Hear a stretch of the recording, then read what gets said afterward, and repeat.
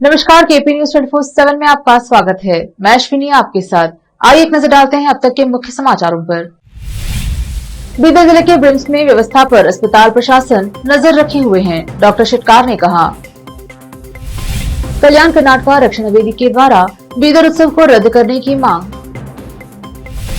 नड्डा शाह से मिले कर्नाटक के मुख्यमंत्री बोम्मई। आरक्षण मंत्रिमंडल विस्तार से जुड़े मुद्दों पर चर्चा। अगर नैतिक पुलिसिंग बंद हो जाती है तो कर्नाटक में सांप्रदायिक हत्याएं खत्म हो जाएंगी। सिद्धरामैया। जनता ही जनार्दन रेड्डी की नई पार्टी का भविष्य तय करेगी। कर्नाटक के मंत्री। प्रधानमंत्री नरेंद्र मोदी के भाई प्रहलाद मोदी मैसूर के पास कार दुर्घटना में मामूली तौर पर घायल। सलमान खुर्शीद ने राहुल गांधी की तुलना भगवान राम से करने पर दी सफाई।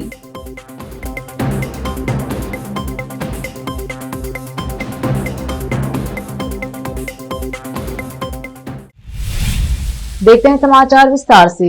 पहले समाचार स्थानीय।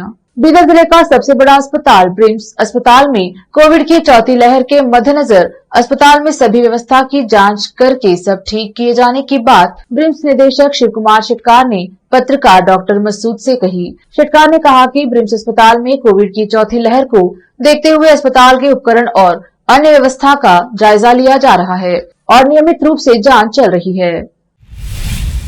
पिछले कुछ दिनों से बीदर उत्सव मनाने की तैयारियां जोरों शोरों पर चल रही हैं। उसके साथ साथ उत्सव को रद्द करने की सुर भी हर दिन बढ़ रहे हैं। आज कल्याण कर्नाटक आरक्षण वेदी के द्वारा बीदर उत्सव को रद्द करने की मांग में प्रदर्शन करके जिलाधिकारी के माध्यम से मुख्यमंत्री को एक ज्ञापन सौंपा गया, जिसमें मांग की गई है कि बीदर बुनियादी सहूलतों की व्यवस्था खराब है और पहले इनको हल करना चाहिए, न कि बीदर उत्सव मनाना चाहिए। इस अवसर पर वेदिके के नेता शिव कुमार तुंगा सहित अन्य उपस्थित रहे। संवाददाता शान अली नकवी और कैमरामैन कृष्णा का कवरेज। हमारा बीदर जिले में जो प्रॉब्लम्स है वो सॉल्व करना बोलकर आज हम कर्नाटक आरक्षण वेदिके से साहब को हम मनवी दे रहे हैं। क्योंकि बोले तो किसान लोग इधर रोड के ऊपर बैठा है, उसको परिहार दो बोल करो और डिस्ट्रिक्ट हॉस्पिटल में उन्हें काम करने वाले स्वच्छ काम करने वालों को उनको क्या है अपॉइंटमेंट लेटर देना, उसको अंदर परमिट नौकरी करना, और क्या है रास्ते पूरा गड़ा पड़े सो है, तो आने जाने को नहीं हो रहा, उसलिए प्रॉब्लम्स में है। और थोड़ा किसान लोग क्या है मर गए थोड़ा लोग, उसको क्या है परिहार देना बोलकर हमारा मान है, इसलिए बीदर उत्सव मनाने जा रहा है, इसलिए हम उसको विरोध कर रहे हैं। क्यों बोले तो हमारा बीदर में जितना भी प्रॉब्लम्स है वो सॉल्व करने के बाद तुम बीदर उत्सव मनाना बोलकर हम सब कर्नाटक आरक्षण वेदिका मनवी है। बीदर जिला के औरादबी तालुका के कोटाबी गांव में रहे सरकारी प्राथमिक विद्यालय में छात्रों के लिए खाना बनाने और पीने के लिए उचित पानी उपलब्ध नहीं है। स्कूल के एसडीएमसी के अध्यक्ष रवि देवेरे ने इस बारे में ग्राम पंचायत विकास अधिकारी संगप्पा हुगरा से अनुरोध किया कि स्कूल में पानी की व्यवस्था करने के लिए कार्रवाई करे।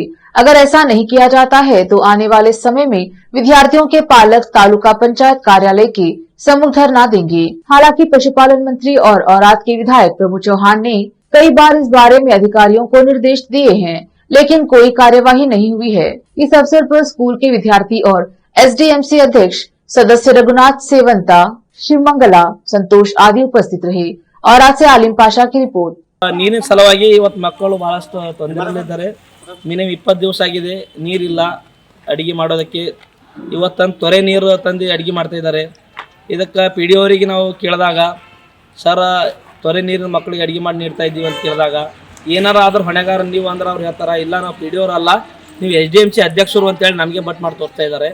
ಅದ್ರ ಸಲುವಾಗಿ ಇವತ್ತು ಮಕ್ಕಳು ಎಲ್ಲರೂ ನಾವು ಸರ್ ನಾವು ಈ ನೀರು ಕುಡಿಯೋದಿಲ್ಲ ಅಂತೇಳಿ ಎಲ್ಲ ಹೋಟೆಲ್ ಹಂಗೆ ಓಡಾಡಗೈತಿ ನೀರು ಕುಡಿಯಕತ್ತಾರೆ. ಈಗತ್ತ ಈ ಮಕ್ಕಳಿಗೆ ತೊಂದರೆ ಆಗ್ಲತ್ತದ.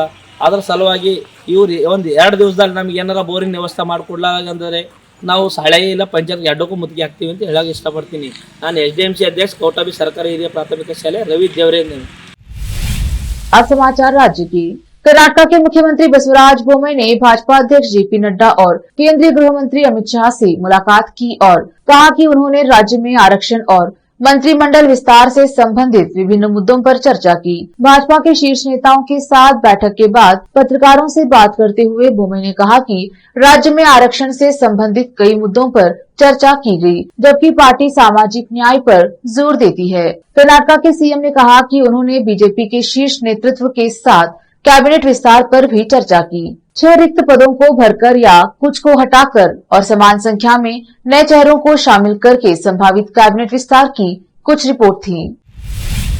विपक्ष के नेता सिद्धरामैया ने आश्चर्य जताया कि अगर मुख्यमंत्री बसवराज बोम्मई भड़काऊ बयान देते हैं तो कर्नाटक में मॉरल पुलिसिंग कैसे रुक जाएगी। कर्नाटक में मॉरल पुलिसिंग के सांप्रदायिक रंग लेने के बढ़ते मामलों पर चिंता व्यक्त करते हुए पूर्व मुख्यमंत्री ने राज्य में विशेष रूप से तटीय क्षेत्र में हाल ही में हुई हत्याओं पर प्रकाश डाला।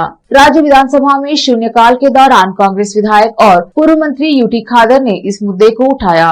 उन्होंने कहा कि शुक्रवार की रात दक्षिण कन्नड़ जिले के सूरतकल शहर में एक 45 वर्षीय मुस्लिम व्यक्ति की हाल ही में हुई हत्या को मॉरल पुलिसिंग से जोड़ा गया था। चर्चा में शामिल होते हुए विपक्ष के नेता सिद्धरामैया ने खुद बोम्मई पर भड़काऊ बयान देने का आरोप लगाया। सिद्धरामैया ने आरोप लगाया कि नैतिक पुलिसिंग ज्यादातर दक्षिणपंथी संगठन बजरंग दल द्वारा की जाती है। इस संदर्भ में उन्होंने बताया कि एक हत्या उसी स्थान पर हुई थी जिस स्थान पर सूरतकल में मुस्लिम व्यक्ति की हत्या की गई थी। कर्नाटक के मंत्री सीएन अश्वत्थ नारायण ने कहा कि देश में हर किसी को नई राजनीतिक पार्टी बनाने का अधिकार है, लेकिन इसका बीजेपी पर कोई असर नहीं पड़ेगा। वह भाजपा के पूर्व नेता और खनन कारोबारी जनार्दन रेड्डी के कल्याण राज्य प्रगति पक्ष नाम से एक नई पार्टी बनाने के फैसले पर बोल रहे थे। उन्होंने यह भी कहा कि देश की जनता एक दिन पार्टी का भविष्य तय करेगी।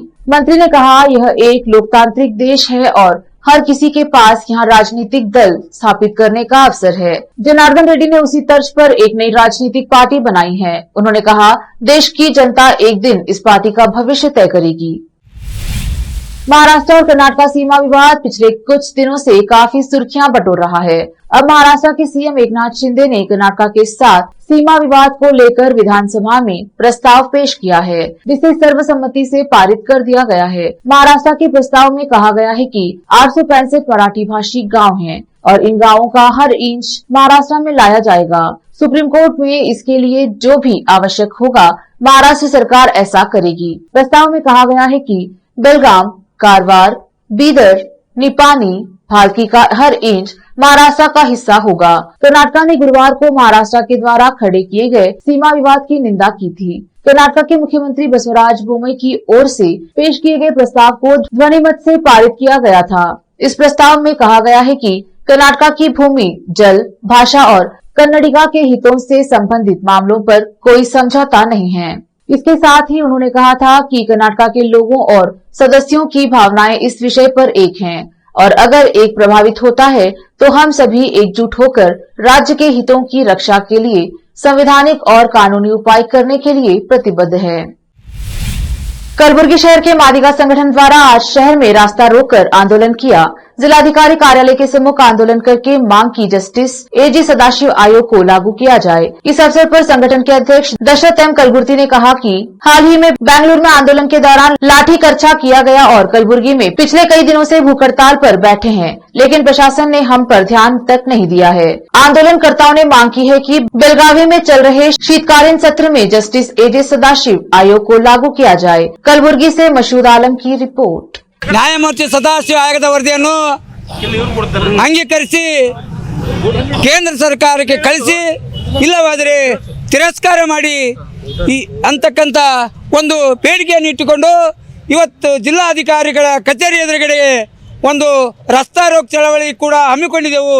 ಅದರಲ್ಲಿ ರಸ್ತಾ ರೋಕ್ ಚಳವಳಿ ಕಾರ್ಯಕ್ರಮದಲ್ಲಿ ಈಗಾಗಲೇ ಸರ್ಕಾರ ಮತ್ತು ಜಿಲ್ಲಾ ಆಡಳಿತ ಮಾದಿಗರ ಮೇಲೆ ಹೋರಾಟ ಮಾಡ್ತಕ್ಕಂಥ ಮಾದಿಗರ ಮೇಲೆ ಹತ್ತಿರ್ತಕ್ಕಂಥ ಒಂದು ಲಾಠಿ ಚಾರ್ಜ್ ಮಾಡುವುದರ ಮುಖಾಂತರ ಒಂದು ಹತ್ತಿರ್ತಕ್ಕಂಥ ಕೆಲಸ ಮಾಡ್ತಾ ಇದ್ದಾರೆ। ಅದಕ್ಕೆ ಮಾದಿಗರ ಒಂದು ಹಲವಾರು ದಿನದ ಬೇಡಿಕೆ ಆದಂಥ ಈ 22 ವರ್ಷದಿಂದ ಹೋರಾಟ ಮಾಡ್ತಾ ಇದ್ದೀವಿ। ಆದರೆ ಬರೇ ಒಂದೇ ಒಂದು ದಿವಸಿಗೆ ಜಿಲ್ಲಾ ಆಡಳಿತ ಇಷ್ಟು ನಮ್ಮ ಮೇಲೆ ಒಂದು ಉಗ್ರವಾದ ಒಂದು ತನಿಖೆ ಮಾಡ್ತಕ್ಕಂಥ ಕೆಲಸ ಮಾಡಬೇಕು। ನೀವು ನಿಜವಾಗ್ಲೂ ಇಲ್ಲಿವರೆಗೆ ಯಾವುದೇ ಅಧಿಕಾರಿಗಳು ಸತ್ಯಾಗ್ರಹ ವೇದಿಕೆಗೆ ಬಂದು ಆಗಮಿಸಿಲ್ಲ। ನಮ್ಮ ಮೇಲೆ ಇಲ್ಲದೊಂದು ಕೇಸುಗಳು ಹಾಕುವುದರ ಮುಖಾಂತರ ರಾಜ್ಯ ಸರ್ಕಾರ ಒಂದು ನಡೆದುಕೊಳ್ಳುತ್ತದ. ಆದ್ದರಿಂದ ಇವತ್ತು ಇದೇ ಅಧಿವೇಶನದಲ್ಲಿ ಚರ್ಚೆ ಆಗದೆ ಹೋದರೆ ಮುಂದಿನ ದಿನಗಳಲ್ಲಿ ಮಾದಿಗರ ಶಕ್ತಿ ಏನಂತಕ್ಕಂಥದ್ದು ಕೂಡ ಇವತ್ತು ಈ ರಸ್ತಾ ರೋಕ ಚಳವಳಿ ಮುಖಾಂತರ ಜಿಲ್ಲಾಡಳಿತಕ್ಕೂ ಮತ್ತು ಸರ್ಕಾರಕ್ಕೂ ಎಚ್ಚರಿಕೆ ಕೊಡ್ತಾ ಇದ್ದೀವಿ. लेते हैं थोड़ा सा ब्रेक, जल्द लौटेंगे ब्रेक के बाद। हिंदुस्तान के हर कोने में हम हैं मौजूद, 24 घंटे हालात पर गहरी नजर, खबरों से जुड़े चुपते सवालात और आपको दिखाता है धार्मिक, सामाजिक, राजनीतिक, लोकल और इंटरनेशनल न्यूज की सबसे बेहतर कवरेज जो आपको रखती है हर पल बाखबर। देश और दुनिया भर की खबर के लिए देखते रहें KP news 24/7। Noor education trust Bidar की ओर से चलाए जाने वाला Noor MEd and BEd college Bidar, recognized by NCTE Delhi and affiliated to Gulbarga University, Gulbarga. Admission are open for the academic year 2021-22. विशेषज्ञ और सक्षम शिक्षकों द्वारा शिक्षा प्राप्त करने के लिए नूर एमएड एंड बीएड कॉलेज में दाखिला लें और शांत वातावरण में शिक्षा प्राप्त करें। बीदर शहर में बेहतर शिक्षा का एकमात्र केंद्र Noor MEd and BEd college, Shahpur gate, Bidar. Phone numbers 9945283920, 8482221297। दुनिया में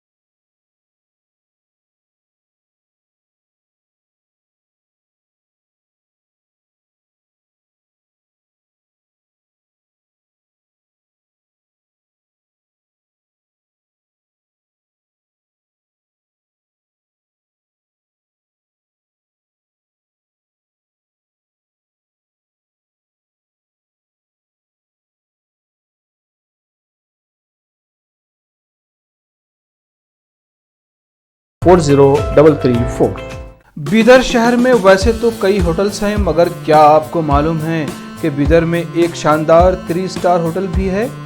जी हाँ दोस्तों, बीदर में अब 3 स्टार होटल ओपन हो गई है। बीदर से जनवाड़ा रोड पर खुले वातावरण और सुखद पर्यावरण में अपनी बेहतर सर्विस से ग्राहकों का मन मोह लेने वाली वाइब होटल्स, जहां पर इंडियन, चाइनीज, कॉन्टिनेंटल और साउथ इंडियन खाना कम कीमत पर उपलब्ध है। वही फूड क्वालिटी वो सब वगैरह अच्छा है और कॉकटेल के लिए फैमिली सब आ सकते हैं। क्वालिटी भी अच्छा है और they should come and taste the food and the prices are normal, it is not high and all. ಬೀದರಲ್ಲಿ ಫಸ್ಟ್ ಟೈಮ್ 3 ಸ್ಟಾರ್ ಹೋಟೆಲ್ ತುಂಬ ಚೆನ್ನಾಗಿ ಅನಿಸ್ತಾ ಇದೆ. ಫ್ಯಾಮಿಲಿ ಬರಲಿಕ್ಕೆ ಚೆನ್ನಾಗಿದೆ, ಪ್ಲೇಸಸ್ ಚೆನ್ನಾಗಿ ವಾತಾವರಣ ಇದೆ. साथ ही यहाँ पर बीदर बारबेक्यू रेस्टोरेंट, पुल साइड रेस्टोरेंट और सस्या नाम से वेज रेस्टोरेंट के अलावा बार, जिम, स्विमिंग पूल, 1500 लोगों के लिए ओपन लॉन, 100 लोगों के लिए बैंक्वेट हॉल मौजूद है। और यहाँ पर सूट रूम्स के अलावा डिलक्स रूम भी उपलब्ध हैं, जिनमें सभी प्रकार की सुविधा है। वाइब होटल्स के मालिक राजू मालगे हैं। विभिन्न प्रकार के स्वादिष्ट भोजन और यहाँ पर उपलब्ध रूम्स में रहने का आनंद उठाने के लिए एक बार ज़रूर चले आइए। वाइब 3 स्टार होटल जो ओपन हुई है, यहाँ पर मैं 2-3 बार आया हूँ और यहाँ का टेस्ट भी बहुत अच्छा है। सभी रीज़नेबल हैं यहाँ पे रेट्स वगैरह। याद रखिए, वाइब होटल्स, जहां आप एक बार आएंगे तो बार बार आना पसंद करेंगे और यहाँ के स्वादिष्ट भोजन आपका मन मोह लेंगे। याद रखिए, बीदर ज़िले की एकमात्र 3 star vibe hotel, Janwada road, Navadgiri Bidar Karnataka. Contact numbers हैं नूतन हेगड़े होटल GM 9606027120। नमस्ते, मेरा नाम नूतन है और हम लोग राजू मिलगे साहब ने बीदर में एक अच्छे से 3 स्टार होटल ओपन किया है। अभी great destinations hotels and resorts management company के लिए रन करने के लिए दिया है। बीदर का क्राउड के लिए क्या चाहिए, क्या ज़रूरत है, इसका हिसाब से हम लोग होटल को प्राइसिंग भी किया है। और एक है हमारा pure vegetarian restaurant, South Indian restaurant, Sasya vegetarian restaurant है। और होटल में आपको स्विमिंग पूल है, जिम है और बहुत कुछ जो चाहिए आपको फैसिलिटीज़ अवेलेबल है। तो आपको मॉर्निंग वॉक के लिए भी जा सकते हैं, उतना जगह है इधर सब। सो प्लीज़ सब लोग एक बार आके हमारा खाना और हमारा सर्विस, रूम्स एंड हॉस्पिटैलिटी को एंजॉय करके आपका सपोर्ट देने के लिए चाहते हैं। रिसेप्शन का नंबर है 8482460982। ईमेल reservations.b@vibehotels.com और वेबसाइट है www.vibehotels.com। देखिए बाद स्वागत है आपका। देखते हैं देश और विदेश के समाचार। प्रधानमंत्री नरेंद्र मोदी के भाई प्रहलाद मोदी मैसूर के पास कार दुर्घटना में मामूली तौर पर घायल हो गए हैं। उनके साथ पत्नी, बेटा और बहू भी थे। हादसे के समय उनका काफिला भी साथ में यात्रा कर रहा था।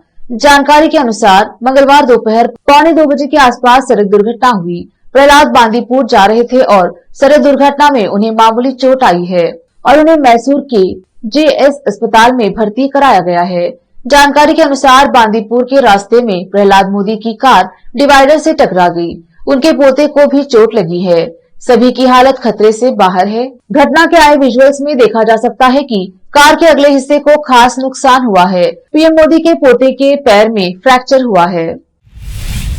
कांग्रेस नेता सलमान खुर्शीद ने राहुल गांधी की तुलना भगवान राम से करने के अपने बयान पर सफाई दी है। उन्होंने कहा है कि तुलना नहीं, जानता हूँ यह क्या होता है, लेकिन मैं यह जानता हूँ कि हमारे देश की एक सभ्यता है, एक सोच है। कितने की बच्चों का नाम हम राम रखते हैं तो क्यों रखते हैं? हमने कभी किसी बच्चे का नाम रहीम नहीं सुना, लेकिन हमने राम इस देश में बच्चों का नाम सुना है। इसीलिए जिससे भी अपेक्षा होती है अच्छे काम की, जिसको भी हम चाहते हैं कि सही राह पर चले और लोगों को सही राह दिखाए, हम उसको वही नाम देते हैं जिसका हम आदर करते हैं, पूछते हैं, वही नाम दिया करते हैं। कांग्रेस नेता ने कहा कि आप ही जानते हैं मुहावरा क्या होता है। जब हम हे राम कहते हैं तो क्यों कहते हैं? जब हम कहते हैं कि राम और रहीम एक रहे, हम क्यों कहते हैं कि हमारे जीवन में मुश्किलों को दूर करने के लिए तुम भगवान बनकर आए हो। अगर इस सभ्यता को समझने का काम नहीं करेंगे तो हम विफल हो जाएंगे। दिल्ली MCD चुनाव में इस बार बीजेपी को आपके सामने हार का सामना करना पड़ा, लेकिन अब खबर ये आ रही है कि बीजेपी ने दिल्ली मेयर का चुनाव लड़ने का फैसला किया है। बीजेपी ने दिल्ली मेयर चुनाव के लिए उम्मीदवारों का ऐलान कर दिया है। बीजेपी ने मेयर पद के लिए रेखा गुप्ता को मैदान में उतारा है, वहीं कमल बागड़ी को डिप्टी मेयर पद का उम्मीदवार बनाया है। शालीमार बाग से भाजपा पार्षद रेखा गुप्ता को मेयर की दौड़ के लिए चुना गया, जबकि रामनगर वार्ड के कमल बागड़ी डिप्टी मेयर पद के लिए चुनाव लड़ेंगी। 4 दिसंबर को हुए दिल्ली नगर निगम चुनाव में बीजेपी के 15 साल के शासन को खत्म करते हुए आम आदमी पार्टी ने 250 सीटों में से 134 सीटों पर जीत हासिल की थी। बीजेपी 104 सीटों के साथ दूसरे स्थान पर रही। इसे लेकर बीजेपी IT सेल के प्रमुख अमित मालविया ने कुछ दिन पहले ट्वीट किया था कि अब दिल्ली का मेयर चुनने की बारी है। ये सब इस बात पर निर्भर करेगा कि मुकाबले में कौन कितनी संख्या रखता है, मनोनीत पार्षद किसे वोट करते हैं। उदाहरण के लिए चंडीगढ़ में बीजेपी का मेयर है। यूपी निकाय चुनाव को लेकर हाईकोर्ट की लखनऊ बेंच ने बड़ा फैसला दिया है। अदालत ने यूपी सरकार को निर्देश दिया है कि इस बार बगैर आरक्षण के निकाय चुनाव करवाए जाए। अदालत का कहना है कि जब तक सुप्रीम कोर्ट की तरफ से निर्धारित ट्रिपल टेस्ट न हो, तब तक आरक्षण को लागू नहीं किया जाए। हाईकोर्ट ने 2017 के OBC रैपिड सर्वे को नकार दिया है। हाईकोर्ट ने निकाय चुनावों के लिए 5 दिसंबर को जारी ड्राफ्ट नोटिफिकेशन को भी खारिज किया है। इस फैसले के बाद विपक्षी दलों ने यूपी सरकार को घेरना शुरू कर दिया है। सपा कांग्रेस ने मांग की है कि बिना आरक्षण निकाय चुनाव न कराया जाए। डिप्टी CM केशव प्रसाद मौर्य ने हाईकोर्ट के निकाय चुनाव पर फैसले के बाद ट्वीट किया। उन्होंने लिखा है कि निकाय चुनाव के संबंध में इलाहाबाद हाईकोर्ट के आदेश का विस्तृत अध्ययन कर विधि विशेषज्ञों से परामर्श के बाद सरकार के स्तर पर अंतिम निर्णय लिया जाएगा। जबकि अखिलेश यादव ने इस मसले पर बीजेपी को घेरते हुए लिखा, आज आरक्षण विरोधी बीजेपी निकाय चुनाव में ओबीसी आरक्षण के विषय पर घड़ियाली सहानुभूति दिखा रही है। आज बीजेपी ने पिछड़ों के आरक्षण का हक छीना है, कल वो बाबा साहब द्वारा दिए गए दलितों का आरक्षण भी छीन लेगी। आरक्षण को बनाने की लड़ाई में पिछड़ों व दलितों से सपा का साथ देने की अपील है। आज के उन्नत युग में जब सांसारिक ज्ञान और सभ्यता अपने चरम पर है, हमारे समाज में अमानवीय घटनाएं हो रही हैं। ऐसी एक घटना जहीराबाद मंडल के बुचनली में हुआ है, जहां एक निर्दयी व्यक्ति ने अपनी नवजात बच्ची को बसवेश्वर मूर्ति के पास झाड़ियों में फेंक दिया। ग्रामीणों ने इसकी सूचना चिरागपल्ली पुलिस को दी। उसे SNCU special newborn child care unit सरकारी अस्पताल जहीराबाद में स्थानांतरित कर दिया गया है। चंद्रकला आंगनबाड़ी शिक्षिका व बुचनेली की शिकायत पर मामला दर्ज कर जांच शुरू कर दी गई है। पुलिस ने आगे कहा कि मानवता को शर्मसार करने वाली ऐसी हरकत करने वाले ऐसे लोगों के खिलाफ कड़ी कार्रवाई की जाएगी। जहीराबाद से रिजवान की रिपोर्ट। 2018 में किए गए वादे को पूरा करते हुए वित्त मंत्री टी हरीश राव ने आज जहीराबाद में मिनी हज हाउस का शिलान्यास किया। लतीफ रोड स्थित मुस्लिम विवाह हॉल को तोड़कर वहां मिनी हज हाउस बनाने का निर्णय लिया गया तथा वहीं प्रजा में विवाह गृह बनाने के लिए शिलान्यास किया गया। बाद में जहीराबाद के सभी अधिकारियों ने वित्त मंत्री टी हरीश राव को धन्यवाद दिया। अलहाज सैयद शाह अजीजुद्दीन कादरी ने समापन नमाज अदा की।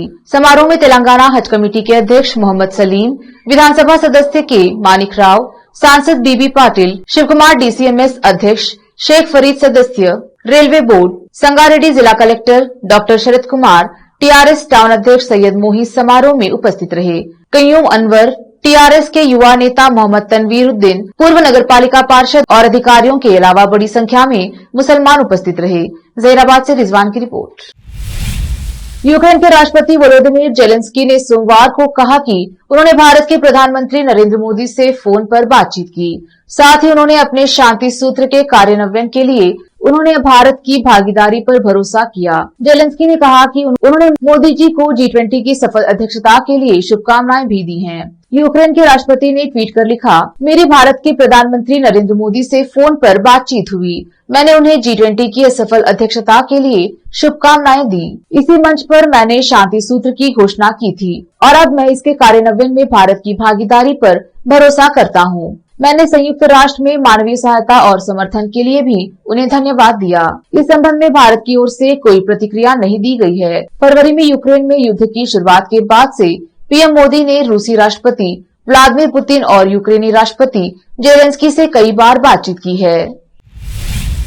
एक नजर फिल्मों के समाचारों पर। पार्टी से रुखसत करते हुए सलमान ने चूमा संगीता बिजलानी का माथा। लोग बोले पहला प्यार तो पहला ही होता है। अब समाचार खेल जगत के। जश्न के दौरान चोटिल हो गए वार्नर, लेना पड़ा कंधे का सहारा। आखिर में समाचार बाजार के। 7th पे कमीशन। नए साल से पहले लाखों कर्मचारियों के लिए खुशखबरी, डीए में हुई जोरदार बढ़ोतरी। फिर से एक नजर आज की सुर्खियों पर। बीदर जिले के ब्रिम्स में व्यवस्था पर अस्पताल प्रशासन नजर रखे हुए हैं, डॉक्टर शिटकार ने कहा। कल्याण कर्नाटका रक्षण वेदी के द्वारा बीदर उत्सव को रद्द करने की मांग। नड्डा शाह से मिले, कर्नाटका के मुख्यमंत्री बोम्मई। आरक्षण मंत्रिमंडल विस्तार से जुड़े मुद्दों पर चर्चा। अगर नैतिक पुलिसिंग बंद हो जाती है तो कर्नाटका में सांप्रदायिक हत्याएं खत्म हो जाएंगी, सिद्धरामैया। जनता ही जनार्दन रेड्डी की नई पार्टी का भविष्य तय करेगी, कर्नाटका के मंत्री। प्रधानमंत्री नरेंद्र मोदी के भाई प्रहलाद मोदी मैसूर के पास कार दुर्घटना में मामूली तौर पर घायल। सलमान खुर्शीद ने राहुल गांधी की तुलना भगवान राम से करने पर दी सफाई।